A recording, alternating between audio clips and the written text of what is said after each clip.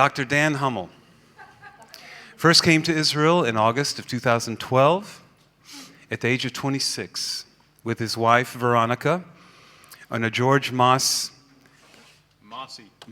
graduate fellowship between the University of Wisconsin-Madison and the Hebrew University so that he could do research for his dissertation on American evangelicals and Israel. For that year, he studied Hebrew and conducted archival research at the Israel State Archives and other institutions. He has recently submitted his piece. This is out of date. Yeah. Let me skip a few sentences here. Anyway, his dissertation was entitled "A Covenant of the Mind: American Evangelicals, Israel, and the Construction of a Special Relationship, 1948-1980, in the Department of American History at the University of Wisconsin-Madison." Give it up for Dr. Dan Hummel.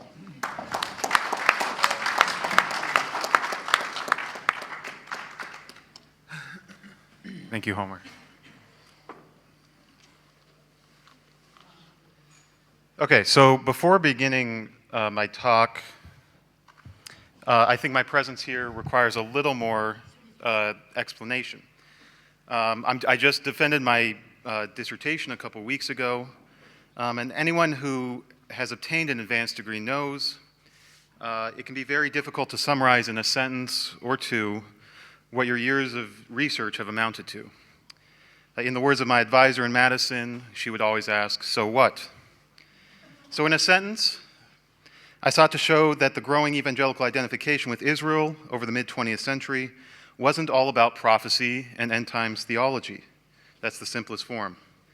This is a relatively novel argument in American religious history, especially with a spate of very well-researched books on evangelicals that have recently been published, with names like American Apocalypse and On the Road to Armageddon.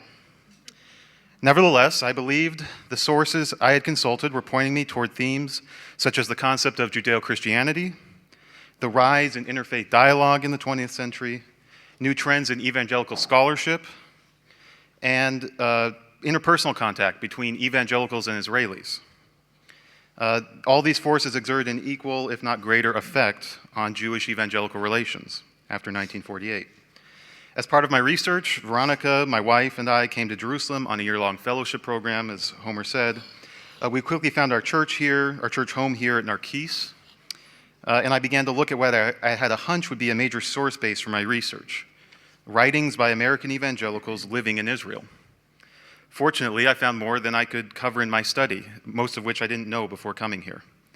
Evangelicals in Israel and the state itself became two of my overarching interests for the project. G. Douglas Young, the founder of what is now Jerusalem University College, and Robert Lindsey became two important pillars of my research and my arguments in my dissertation. I read most of Lindsey's published writings and as much as I could find about the institutional operations and philosophy behind the BCI. Back in the States, I also traveled to the Southern Baptist Convention archives in Nashville, which provided additional material. So I come to the title of my talk, and it's not totally in there in the program. The first part is called "Errand into the Holy Land: Robert Lindsey and American Evangelicalism."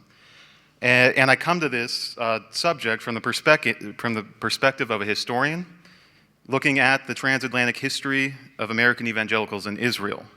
So as I talk about Lindsey, it is within this framework, which is different than a lot of the talks we've had so far.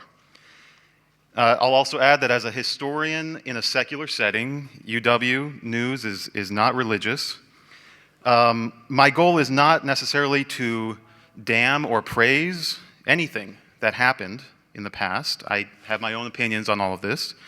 But in my talk here, it is to reconstruct the past and to understand why things happened the way they did. That's my primary interest. So, the title, "Errand into the Holy Land," is a play on words of an influential article among historians in 1953 by the historian Perry Miller about the first Puritan settlers in America. His article was titled "Errand into the Wilderness." Miller argued that the Puritans had come to America not only to achieve religious freedom, but because they believed they were on an errand from God to show the old world, especially their fellow Englishmen, how to create a kingdom on earth, a city on a hill to catch Europe's gaze. Had their errand failed or had it succeeded? This question, Miller argued, had haunted the second and third generations of Puritan settlers. Like the Puritans, Robert Lindsey's work in Israel was an errand, and from the perspective of American evangelicalism, an errand into the Holy Land. Lindsey and the evangelical missionary community in Israel during the 50s and 60s believed they were on an errand from God. Of course, they were first and foremost missionaries. Their errand was nothing less than the Great Commission. But Lindsey also saw himself, like the Puritans, on an errand for the old world, except the old world was now the new world, America, with its great diversity of long-standing evangelical Protestant traditions. For centuries, these traditions had misunderstood the right relationship between the church and Israel, the right way for a Christian to relate to a Jew, and the right way to read the Gospels. In Israel, Lindsey sought to refashion, through his ministry and collaborative scholarship, this fundamental dimension to evangelical thinking. So, the rest of my talk here sketches out one central part of Lindsey's errand that he brought to bear on American evangelicalism, a new theology of missions to the Jewish people. Lindsey and his fellow Southern Baptists arrived in Israel during the 1940s and 50s. When they did, they confronted a cultural and religious environment remarkably different from missionaries in other parts of the globe. They met stiff resistance to their gospel message and initially brought relatively few Jews into the church. They were more successful with Arab Israelis. They operated in an ostensibly Western country, but one in which the dominant religion was Judaism, not Christianity, and the separation of church and state was unrealized. Lindsey titled his manuscript in 1960 off of his dissertation, Israel and Christendom. The missionaries were part of the inverse, the church in Israel. This would have a profound effect on Lindsey's missiological thinking and ultimately on his relationship to American evangelicalism. So after I briefly describe some of Lindsey's new thinking and provide some historical context, I'll turn to a particular setting in which Lindsey was able to exert wide-ranging influence over the American evangelical establishment at the Berlin Congress on World Evangelism in 1966. I don't know if anyone remembers that. That was quite a while ago. So, in Lindsey's writings, we see the development of his new thinking on missions. However, in most of these works, Lindsey is writing as a theologian and a pastor, less so as an administrator or a missionary. The more practical formulations of Lindsey's ideas come through in settings where he is grappling with the practicalities of life in Israel. At the annual BCI conference in 1961, this is the sort of source I'm taking to talk about this today, Lindsey spoke on the title of the talk, The Evangelical Endeavor in Israel. In a style that he would often repeat, Lindsey began this speech with a contrast between the old way of thinking about evangelical missions and the new way that he was proposing called Christian witness. This contrast between mission and witness was central to justifying his new thinking and the novel approaches he encouraged among the missionaries in Israel. Other Baptists, including Dwight Baker, and other Americans in Israel, including the Mennonites Roy Kreider and Paul Swar, likewise emphasized the radical change that had been brought about by living in Israel and experiencing the initial failure to gain a lot of Jewish converts. Baker wrote to the Foreign Mission Board in 1952. This is from the letter. Up to this time, there has been no great progress toward winning the Jew to Christ, although one attempt after another has been made. The harvest reaped by zealous young missionaries who came to serve among these people was frustration and disappointment.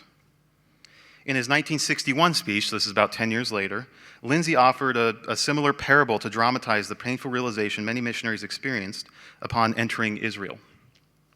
He described a young evangelical missionary family who is utterly despondent because the successful missionary techniques they had used in their past post were failing in Israel. In the Jewish state, and this is in Lindsey's words again, or now Lindsey's words, not Baker's, the missionary looks around for his flock. That's in quotation marks, flock. They are not there. He asks what his predecessors were doing all these years. He discovers he can only talk with difficulty with his neighbors, and when he does communicate, he finds they do not even know the name of his denomination. The tragic story, Lindsey assured his audience in 1961, is one, and this is him again, most of us knew after we first came to Israel. Lindsey's uses of terms such as flock and techniques, and in other places in the story he talks about ambassadors. He described himself as ambassador, and growth. These words were not accidental. They were nods to American missionary buzzwords in the early 1960s related to the popular church growth movement. First conceived by Donald McGravin in his 1955 book, Bridges of God, the church growth movement quickly became the dominant model of evangelism in the 1960s, with schools of research and teaching dedicated to its propagation at Fuller Seminary, Wheaton College, and other centers of American evangelicalism. Church growth was a data-driven approach to evangelism that emphasized converting entire people groups and promoting indigenous church leadership. It combined the study of anthropology with an intense focus on quantitative metrics. McGravin and other evangelical leaders touted the movement as both modern and gospel-centered, a proper synthesis of technology, statistics, anthropology, and the Bible. Lindsey's relationship to this growing body of knowledge was complex. On the one hand, he latched onto the anthropological insights of the new science of missions and embraced a basic cultural relativism that recognized every individual understood the Bible through his own worldview. Lindsey did this in the context of Israel and the difficult worldview of secular Zionism, all without relinquishing his insistence on the ultimate truth of the gospel. On the other hand, Lindsey and other missionaries in Israel rejected the data-driven approach that measured the health of a mission in terms of converts, new church plants, and numerical growth. Lindsey's emphasis on witness, as opposed to church growth evangelism, rejected these new measures of measuring how healthy a church was, and offered instead a model of cultural influence. In the words of Dwight Baker, who was an equal partner in moving the Baptist mission toward embracing witnessing, he said, "We remained in Israel as Christians, but not as missionaries." And this is from an oral history that was given in the 90s. Baker gave it at Baylor in Texas. So what evangelicals needed, instead of a data-driven approach, Lindsey argued, was a more sophisticated understanding of Christian witness, of the task of being effective witnesses for the faith that is within us.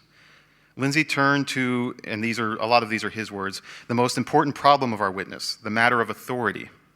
A lack of authority, which approximated influence and respect, outweighed other barriers of finances, custom, language, and the historically conditioned psychology of the people we work among. Lindsey explained that the authority meant the respect for witness, or the prestige of the witness among Israelis. By calling his activity witness, Lindsey differentiated himself from the traditional practices of American missionaries. For both cultural and linguistic reasons in Israel, being identified as a Christian missionary was a non-starter and could lead to open hostility on the part of Israelis. But even more than that, witnessing implied a fuller engagement with Israelis and a more profound investment of time and energy on the part of the witness than did traditional proselytization. Thus, Lindsey was uninterested in what he called artificial authority, stemming from state coercion or missionary techniques. Instead, he explained, successful witnessing means the achievement of a respect which results in love and dedication to the Lord. Lindsey pointed to the prophetic vision of Isaiah 11:6, "A little child shall lead them." And he compared true authority to the child, and these are his words, who talks, smiles, or cajoles the most recalcitrant adult into doing just what he thinks should be done. He is able to lead because he found someone who would follow, even when that following was opposed to all normal notions of authority based on age or experience. Such authority depended on cultural context and the level of integration into the host society. It assumed a type of free democratic encounter in which motivation and intent were more persuasive than prejudice or hierarchy. So Lindsey concluded, and these are his words again, that there was no effective witnessing where the person being witnessed to does not accept the authority of the witness. If we wish to witness, we must either have authority as taken for granted or attain that authority. In Lindsey's list of the numerous ways to attain authority, the tensions of missionary life in Israel became evident. He called missionaries to be a symbol of ot, other, that pointed to the ultimate authority, the God and Father of our Lord Jesus Christ. But he also warned, authority is achieved only when the witnessing appears to be consistent with the elemental aims for security and significance entertained by the general community. In other words, Baptists in Israel would need to integrate into Israeli society.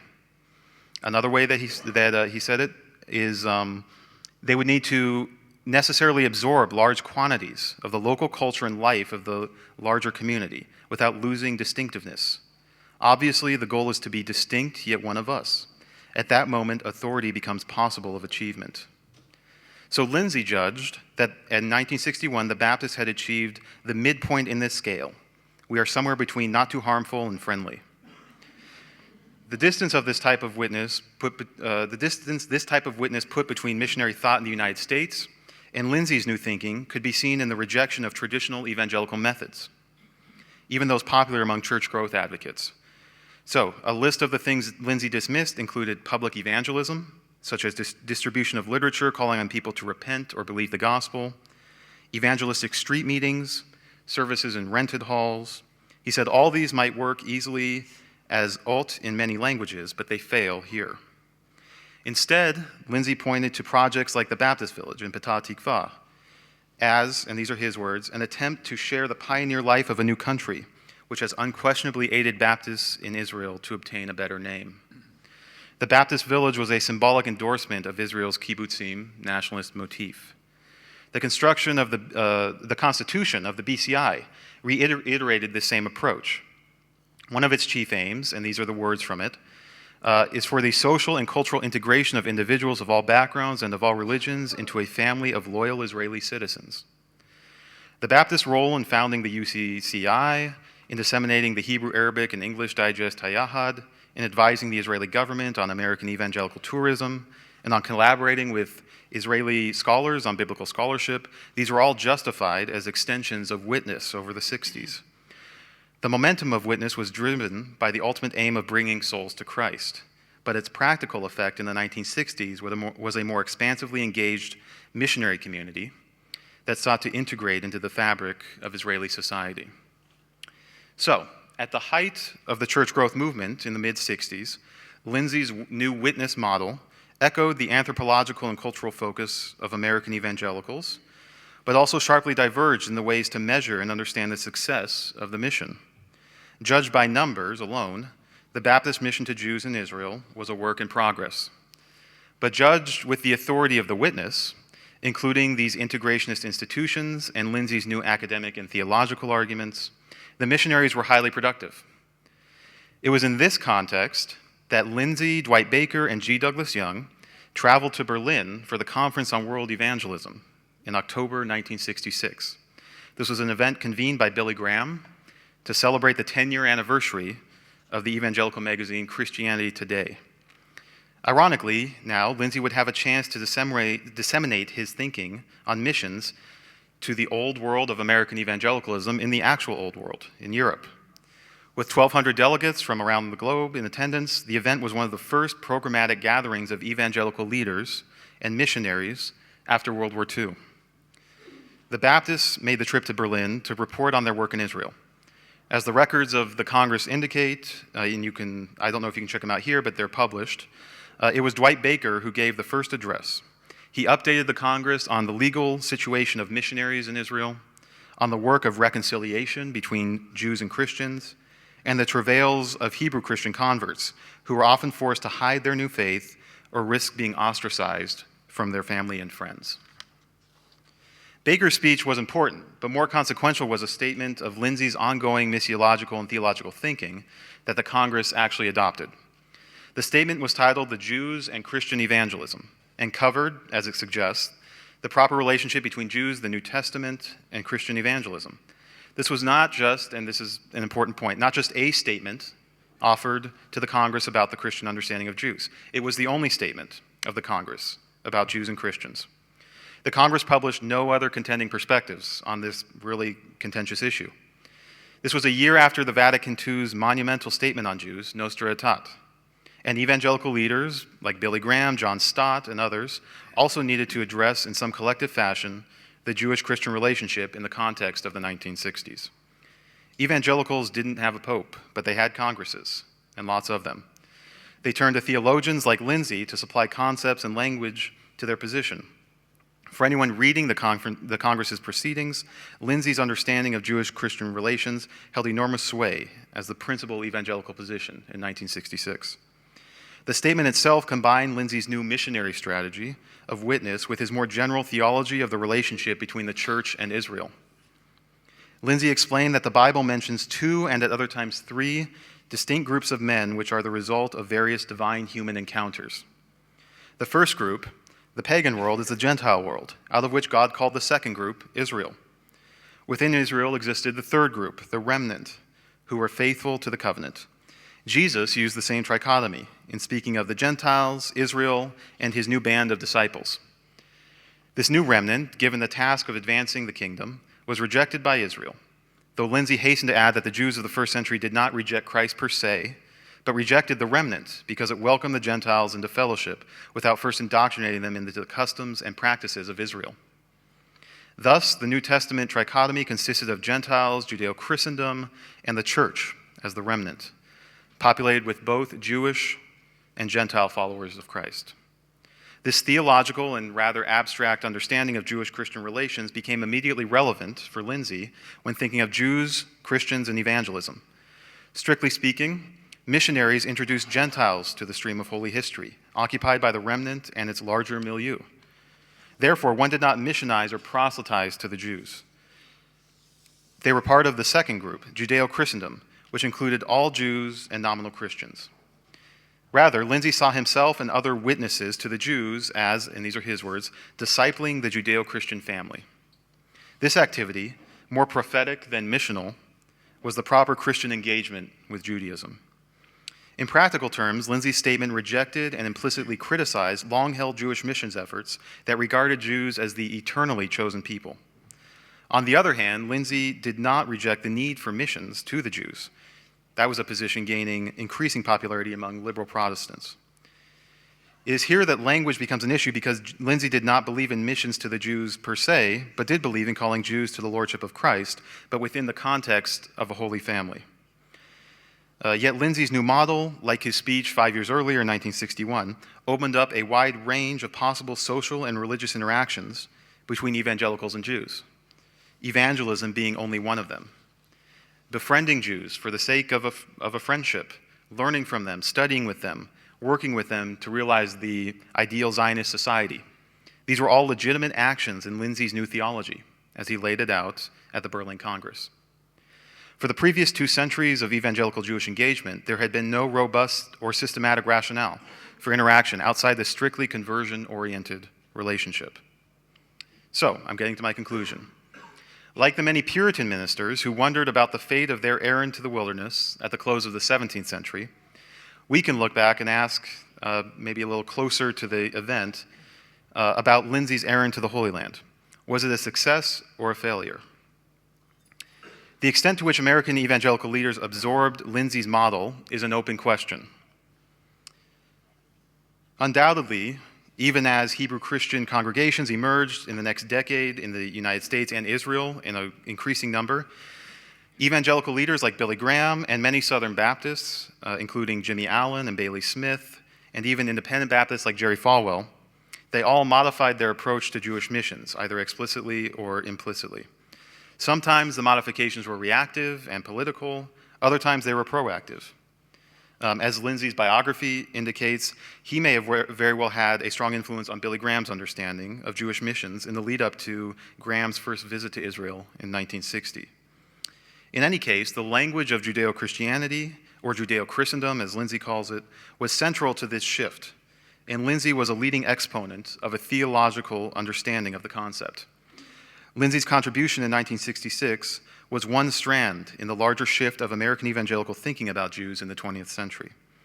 Lindsey's status as an expert on the New Testament, on Jewish thought and Israeli society, gave him special authority in gatherings like the Berlin Congress. So Perry Miller judged that the Puritans' errand was both a failure and a success. The Puritans had failed to realize the city on a hill and their post-millennial vision, but their efforts contributed to one of the most lasting and influential traditions in American Christianity. Likewise, Lindsey's theology of Jewish-Christian relations remains a minority view. But his theology has had more influence in the ways it has shaped popular evangelical conceptions of religious pluralism in the United States, with a special status given to this concept of Judeo-Christendom. For many more theologically oriented evangelical writers, some general conception of Lindsey's trichotomy can be seen operating in the background of their writings. More generally, the efforts of the Baptists in Israel are interwoven into the broader tapestry of American evangelicalism and its engagement with Israel since 1948. Though the popular forms of Christian Zionism in the news today may often appear to be departures or even offenses to Lindsey's theological and missiological commitments, that movement itself is indebted to a number of streams of thinking during the 20th century, one of which is the legacy of the evangelical witness in Israel. American Christian Zionists and evangelicals more broadly have benefited from a rethinking of Jewish-Christian relations in the 20th century, and Lindsey was one part of that. His prime location in Israel and the ecumenical tone of his work are both factors that helped him, his ideas to have an outsized influence in American evangelicalism more broadly. Thank you.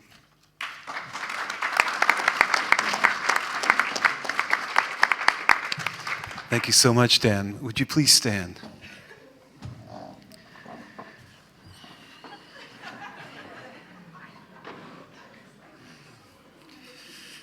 And please be seated.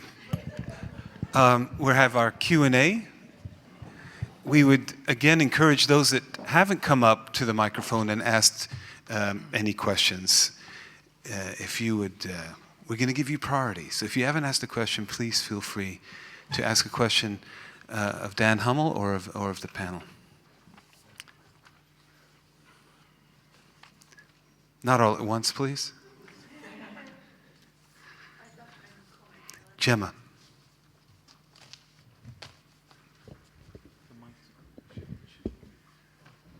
Will this do? Dan, I really want to thank you. When I first began to understand the things of the Lord, the one thing that put me off Christians, and the keener the Christians they were, the more evangelically missionizing they were. And I have to confess that even when I got here, I really did freak out with all sorts of things that were going on. Okay, I was born again when I got here, but it really did freak me out. And it's such a relief to hear an intelligent, godly, biblical view of how we speak of the things of God, how we talk about Yeshua, be it to Jews or anybody else, I think, because many people in this day and age are actually alienated from what I would call the old-style missionary evangelism. And if I see a track now, there's something inside me which sort of goes into a knot. And I just want to thank you and bless you. On a personal note, I have to say to Dan and Veronica, who's sadly not here, I went into hospital very suddenly at the last moment a couple of years ago, and Michael, who was a student here living with me, was leaving that very day.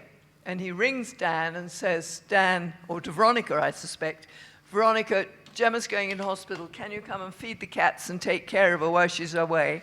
And Veronica just said, yes, of course, we're family, and put the phone down. So that's Dan and Veronica Hummel. Thank you, Gemma.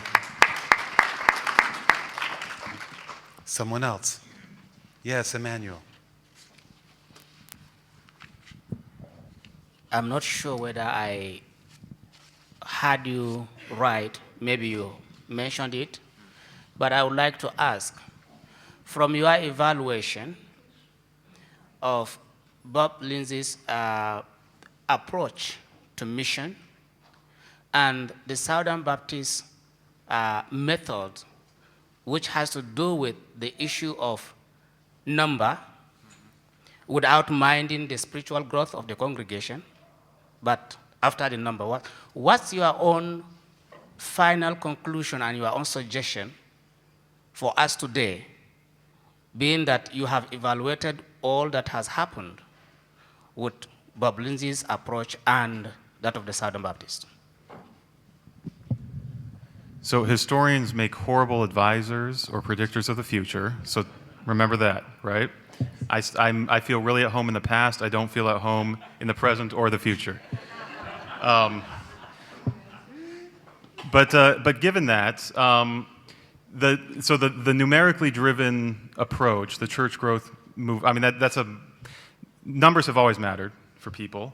The church growth movement really quantified it and gave us statistics and things to think about it.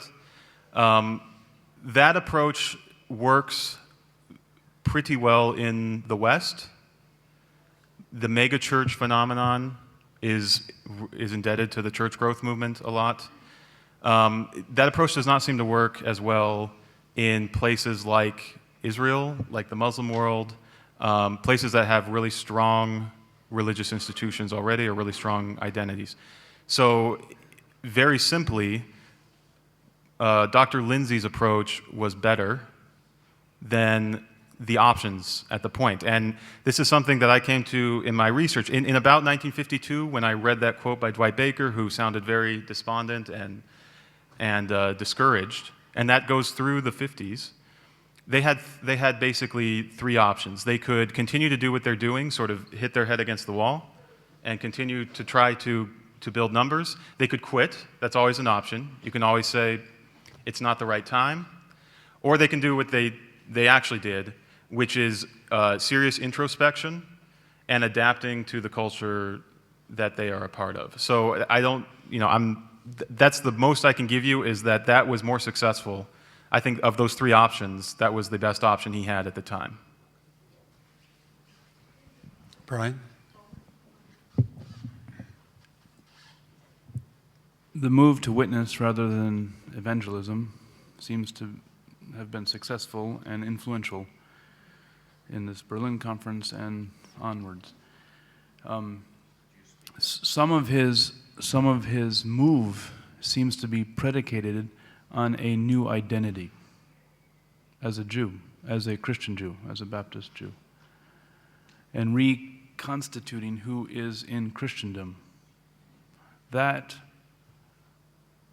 impetus for readjusting behaviors or mission strategies doesn't seem to have stuck, right? Where his idea of Christendom, which is really the church, and any Jew who takes on Christ, and then understood as really spiritual Jews, hasn't stuck. Can you comment on the impetus? And he's writing his dissertation right in 54 at this time, right after Baker. So it's this angst of Baker and Lindsey is born, births, I imagine, his dissertation, right, and his writing. How is it that the impetus and the identity shift, which may have been a strong impetus for this shifting of witness rather than evangelism, didn't stick? Do you have any comments?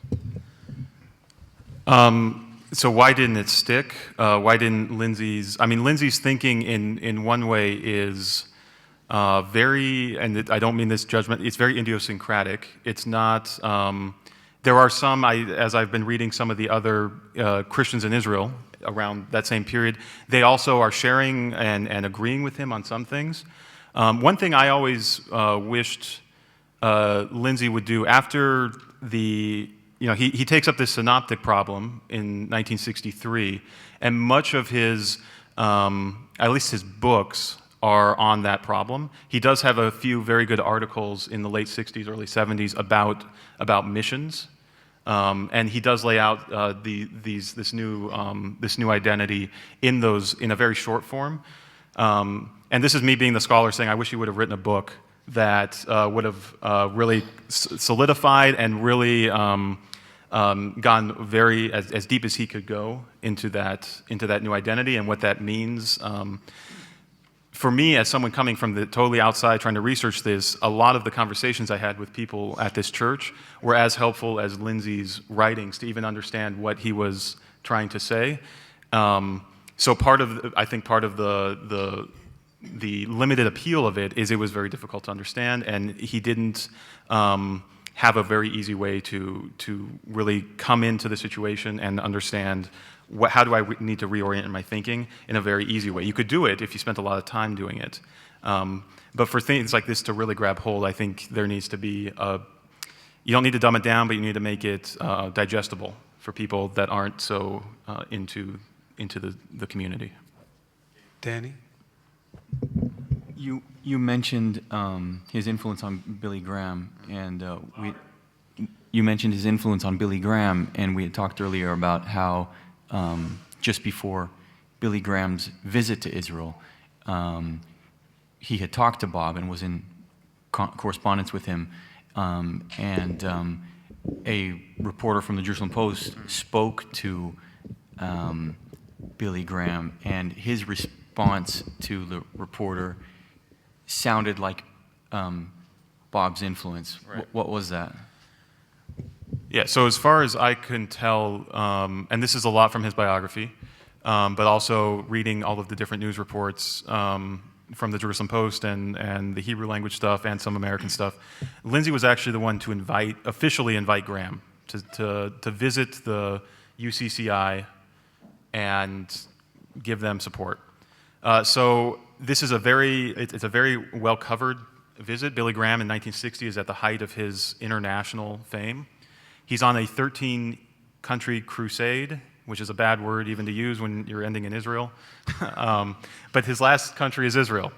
And there's a lot of interest in, will Graham actually try to speak in front of a Jewish audience and give them the sinner's prayer and try to get them to convert? It's very controversial. Ben-Gurion gives Graham the permission to use the Mann Auditorium in Tel Aviv, which at that point is the largest place in the country, on the condition that none of his speaking is, the phrasing is missionary in purpose. Graham refuses on principle, but when he enters in, he's in King David Hotel, and he's surrounded by reporters, and he's asked by an Israeli reporter, will you try to proselytize to the Jews?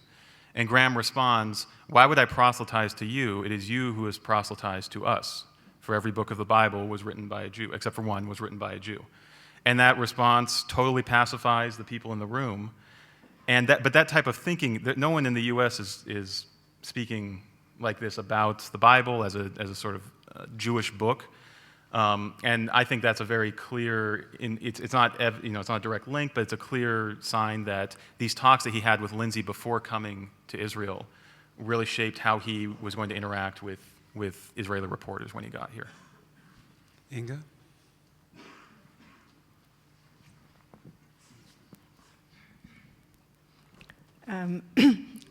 A practical experience I had yesterday.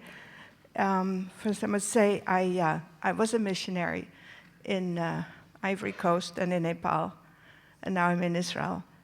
I work with an organization that helps Dutch-speaking Holocaust survivors here in the land. They're all very elderly.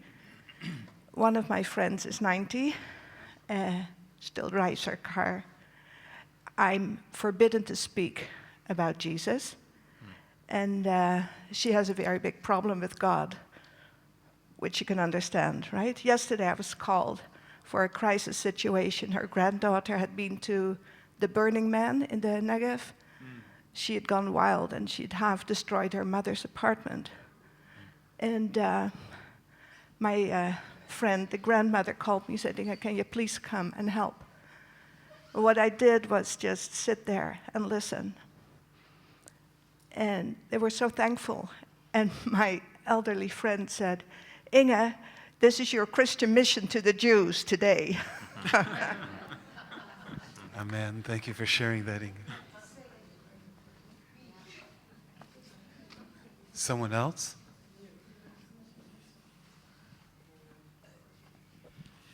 I think the experience of many of us in Israel is to say, why actually do we need a mission to the Jews? I mean, why in Israel? I mean, the mission, I worked for 15 years in the Hartman Institute, which, it's an institute of Orthodox Jews who are seeking to solve the problems of being a Jew in your own country instead of being a Jew in someone else's country. Because you have all the responsibilities in Israel that Jews never had abroad. And for Orthodox Jews, that presents problems. What you can do, you can't really rely on Shabbos goys all the time when you're in Israel because it's your country, And during these 15 years, it never occurred to me that I needed to convert these people to any other religion than the religion that they have. I mean, they were people who had ongoing relationship to the Bible and to God and to think, and so on. And on the contrary, because of the weekly shiurim that they organized, I learned from them how Jews read the rabbinic literature. This was invaluable to me in my own understanding of the Bible and especially the New Testament. So I think, if anything you could say, I mean, in a way they had the mission to me. They made me understand my own faith very much better, and also enabled me to explain things to other people that I would never otherwise not have been able to do. And similarly, I think my relationship with people in other churches in Jerusalem, their style of worship is not mine, but as Christian, as religious human beings, I have no wish to change them to be somebody like myself. So I think Lindsey obviously went through a similar sort of experience at an earlier stage because he came here earlier. But this is the reality here. Actually, I would say the best thing we can do here is actually to learn from others, and in that way to enrich our own understanding and our own faith, and as human beings trying to live in the imitation of God. I'll say one thing to that. I think Lindsey had a similar experience, particularly being hit with just the lack of responsiveness to a traditional American missionary message. But he continued throughout, at least through, I finished my research in 1980, but I can only guess it goes till the end of his life. He continued to hope that Jews would recognize Jesus as their Messiah. And he actually would talk about it not even being his generation or his children's generation, but even the next one after that. And so there is this sense of displacing this, and Americans are they're very impatient, and they want numbers quickly, and they want to show quarterly growth and all that kind of stuff. And Lindsey got out of that thinking and thought in a much longer view. And it's a very difficult thing, particularly, Southern Baptists, they visit, they want to know what is our money going toward. So he had to rethink it, but I do think he kept the hope that Jews would recognize Jesus as their Messiah.